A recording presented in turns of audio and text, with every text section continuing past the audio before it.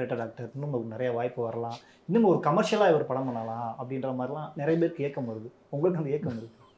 இல்லை ஆக்சுவலி இந்த கொஸ்டின் இருக்குல்ல எல்லாத்துலேயும் சொல்லிட்டாரு. எனக்கு அப்படி ஒன்று இல்லைங்க. ஆனால் எனக்கு ஒரு ஏக்கம் வந்து நான் நிறைய இடத்துல பதிவு பண்ணியிருக்கேன். ஒரு ஆக்ஷன் படம் பண்ணணுன்னு. ஆக்ஷன் படம். ஆமாம், ஒன்று பண்ணணும். ஆனால் ஒரு தரமாக ஒரு ஆக்ஷன் பண்ணணும் ஒரு படம். அது யாருன்னா என் பொண்ணுக்காக. என் பொண்ணு வந்து இந்த RRR படம் பார்த்துட்டு இருக்கும்போது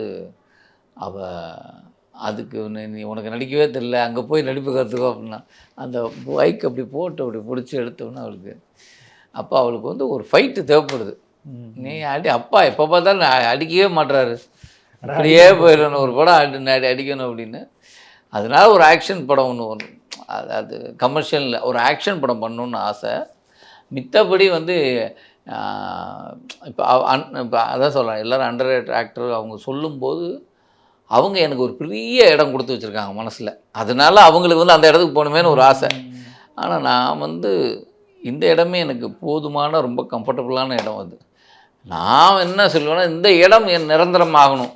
எப்படி நிரந்தரமாகணும் அப்படின்னா, நிரந்தரங்கிறது இடம் இல்லை நான் சொல்கிறது, கொஞ்சம் காலத்துக்காவது இந்த இடம் நமக்கு தேவைன்னு ஆசைப்படுறது. என்னென்னா, இந்த இடத்துக்கு யாரும் ஆசைப்பட மாட்டாங்க, அது எனக்கு தெரியும். இங்கே வரவங்க எல்லோரும் கீழே இங்கே வரணும்னு இருப்பாங்க, இங்கேருந்து வேறு அங்கே போகணுன்னு தான் ஆசைப்படுவாங்க. ஆனால் எனக்கு இது போதுங்கிறேன்.